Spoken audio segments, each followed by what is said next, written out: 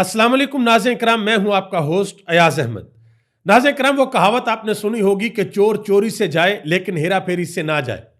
America के अंदर election हो चुके हैं, डोनाल्ड ट्रंप जीत चुके हैं और आने वाले कुछ दिनों में वो अमेरिका के 47वें सदर बनने के लिए जा रहे हैं। लेकिन वो लड़ाई जो डोनाल्ड ट्रंप और अमेरिकन डीप स्टेट के दरमियान शुरू हुई थी, बहुत से लोगों का ख्याल था कि इलेक्शन के बाद ये लड़ाई खत्म हो जाएगी, लेकिन वो लड़ाई आज भी जारी है। डोनाल्ड ट्रंप ने भी हलफ नहीं उठाया, चंद दिन बाकी हैं उनके हलफ उठाने में, और डोनाल्ड ट्रंप को पॉलिटिकली डैमेज करने की हर मुमकिन कोशिश की जा रही है।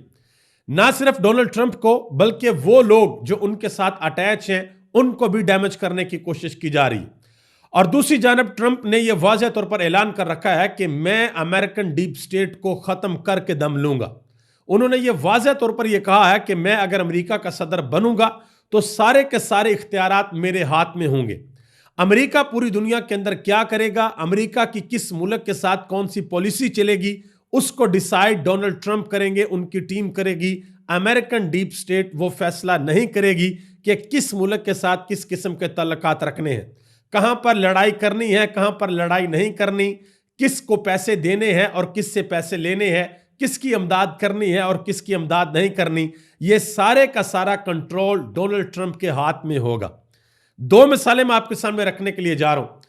सबसे पहले मैं आपको यह बताता हूं कि डोनाल्ड ट्रंप ने काम किया है इंतहाई अहम। आपको याद होगा कि पिछली टर्म में जब जो बाइडेन जीत गए थे तो उस वक्त डोनाल्ड ट्रंप के हामियों ने कैपिटल हिल के ऊपर हमला कर दिया था और बहुत से लोगों को गिरफ्तार भी कर लिया गया था।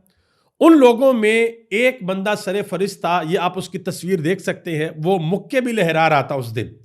उस बंदे को डोनाल्ड ट्रंप ने अटॉर्नी जनरल मुंतखब कर लिया है और अमेरिकन डीप स्टेट को यह वाज़ेह तौर पर पैगाम दिया है कि मेरे वो लोग जिनको आपने जेलों में डाला, जिनको आपने सजाएं दी, मैं उन लोगों के ओहदे देने के लिए जा रहा हूं, मैं उन लोगों को अहम तरीन पोजीशंस के ऊपर लगाने के लिए जा रहा हूं।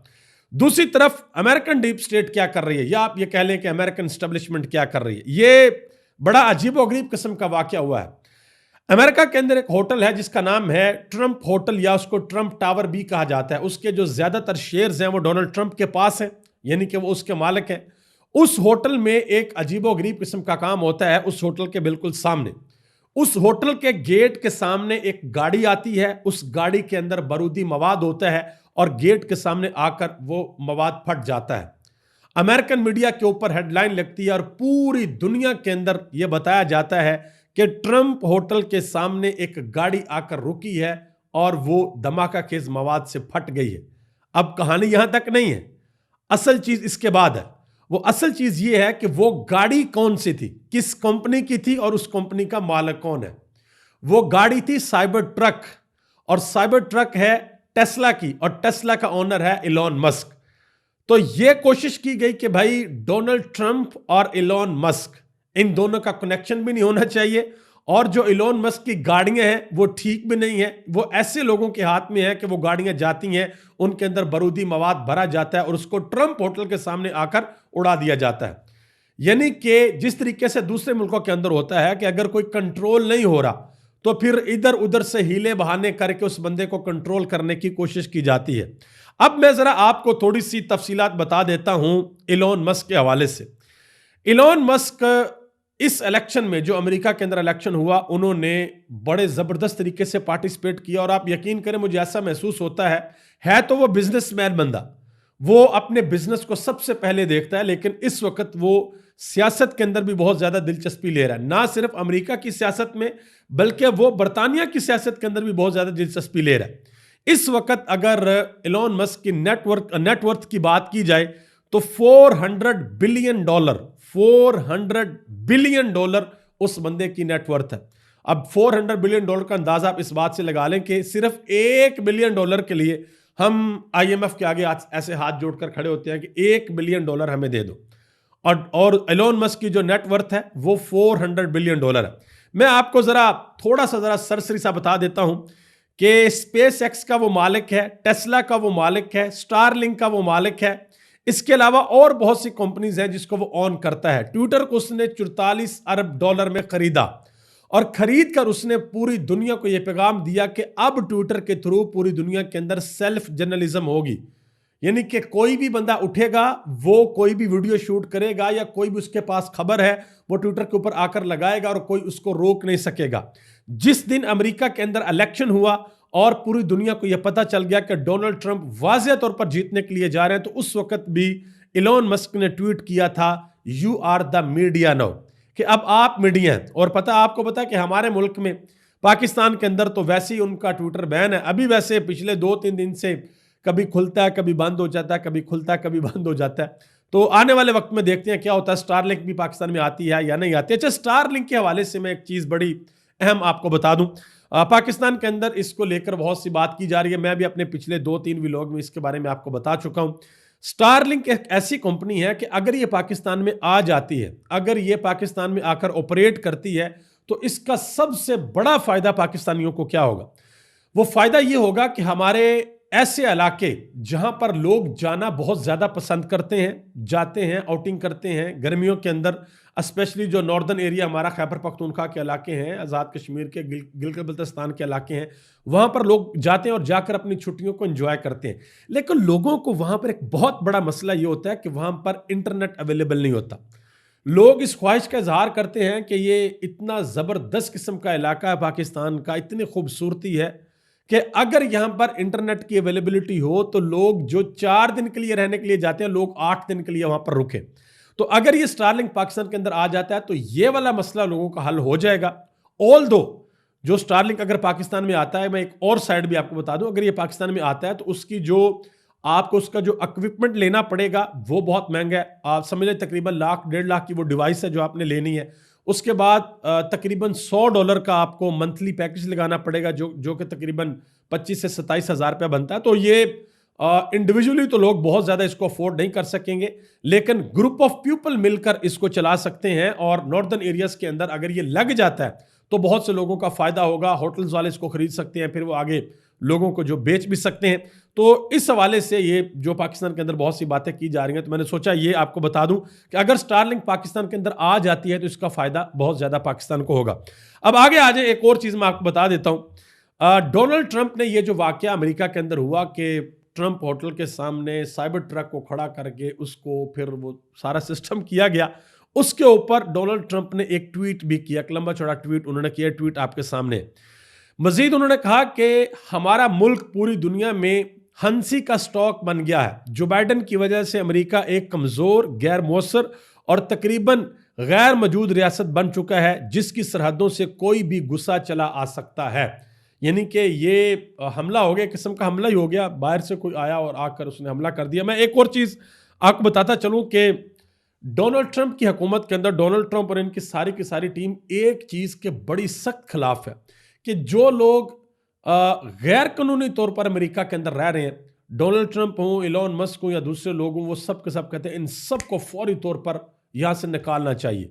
और पूरी दुनिया में जो सबसे बड़ी तादाद है वहां पर वो है इंडियंस की। और यही वजह कि इंडिया के जो लोग थे, इंडिया की जो गवर्नमेंट थी, वो सपोर्ट कर रही थी कमला हैरिस को कि वो जीते, लेकिन डोनाल्ड ट्रंप जीत गए।